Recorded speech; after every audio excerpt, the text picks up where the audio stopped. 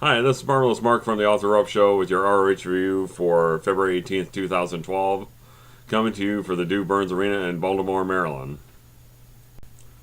Show kicks off with Kevin Kelly and Nigel McGuinness in the ring talking about the main event, which is scheduled to be the Young Bucks against Wrestling's Greatest Tag Team. But since there's no Shelton Benjamin there, we don't have a main event because Shelton Benjamin was fined $5,000 for a chair shot to the head of Jay Briscoe, which he had not paid as of yet, which means he's not there. And since he's not there, we don't have a main event, which then brings out Charlie Haas, and he asks Kevin Kelly why there's no main event, and he blames three people why there isn't: ROH, Jim Cornette, and Jay Briscoe.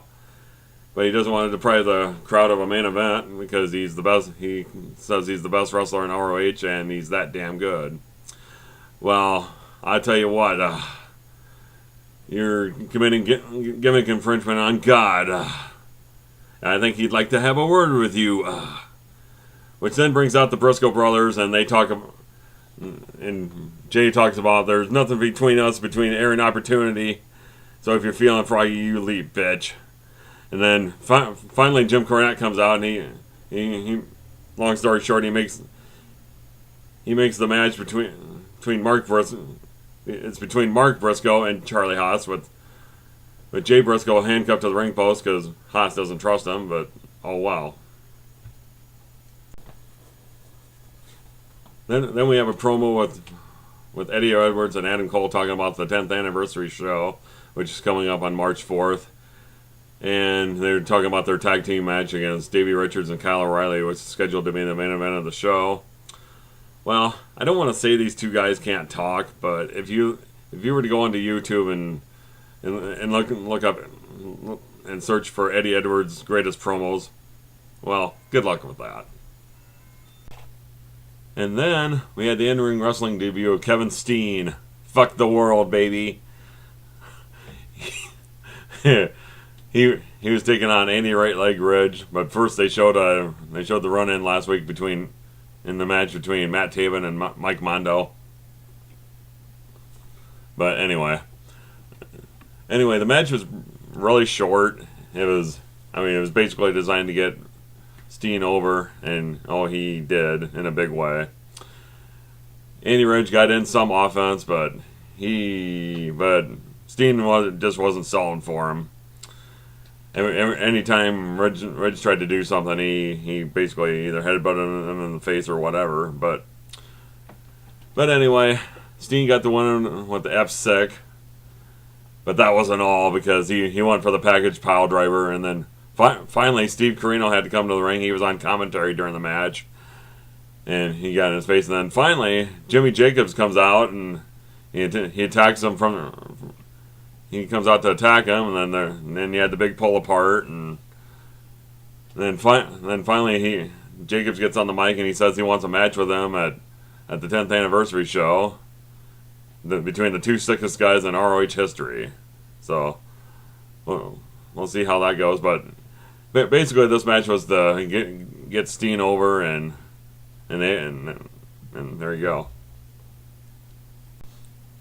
Okay, then there was a backstage interview with Veda Scott along with ROH World Champion Davey Richards and Kyle O'Reilly, Team Ambition, if you will. And they're just talking about their match coming up with Eddie Edwards and Adam Cole at the ROH 10th anniversary show. But well, here's another couple guys that can't talk on the mic.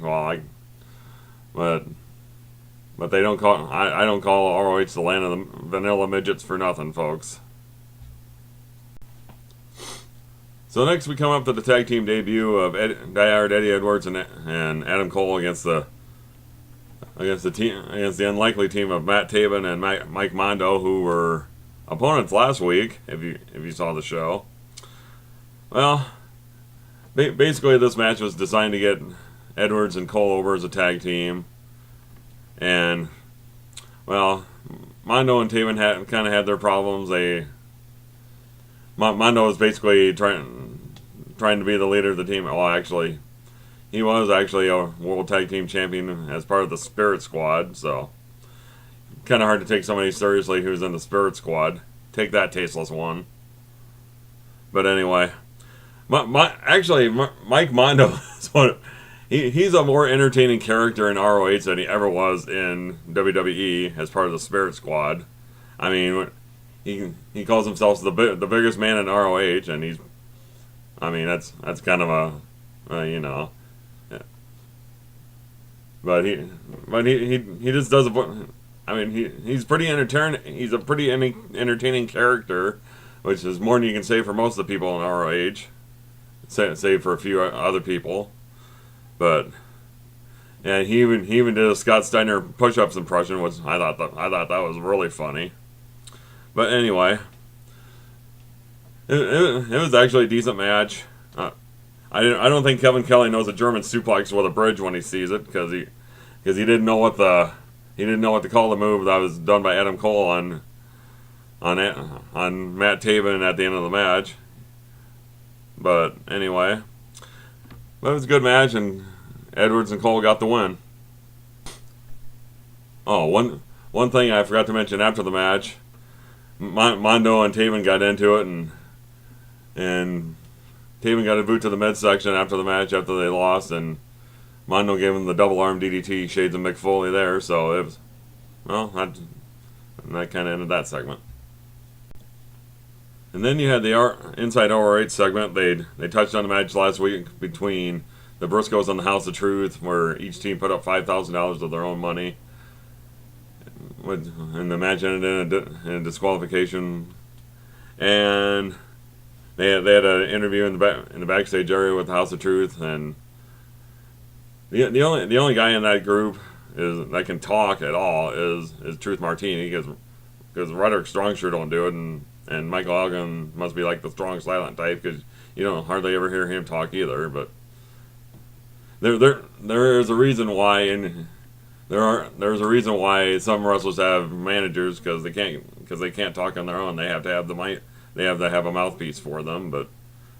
But I think my colleague the Schlug Daddy said that Roderick Strong has or is the biggest vanilla midget in the company. So what does that tell you there? Then you also had a promo from the Young Bucks talking about their match against the Briscoes for the ROH Tag Team titles at the 10th anniversary show.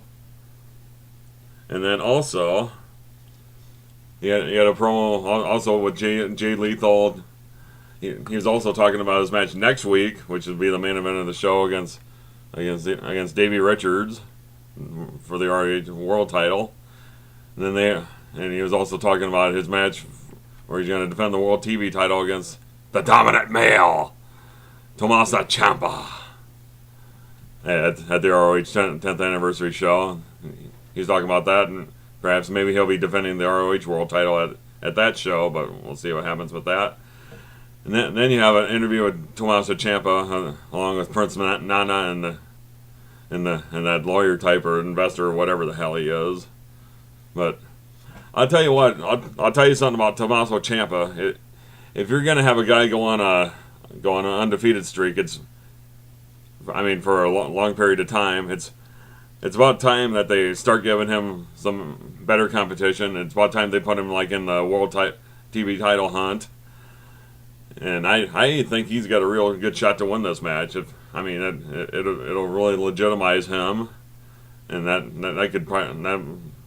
World TV title could perhaps bring him to bigger and better things. But I see a lot of potential in him.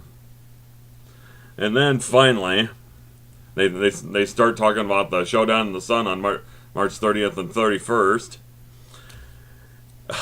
And if I can be serious for a moment, Lance Storm is coming out of retirement during those shows, and he's going to take on the prodigy Mike Bennett along with Maria. Oh no, Maria's not going to wrestle in the match, but you know what I'm talking about. And to me, this is one of the best talkers in ROH, the prodigy Mike Bennett. He talks about Lance Storm getting the early bird discount because he's old enough to be his grandfather, but I think that could be a really good match. I think Bennett is one of the best characters in this company. He's definitely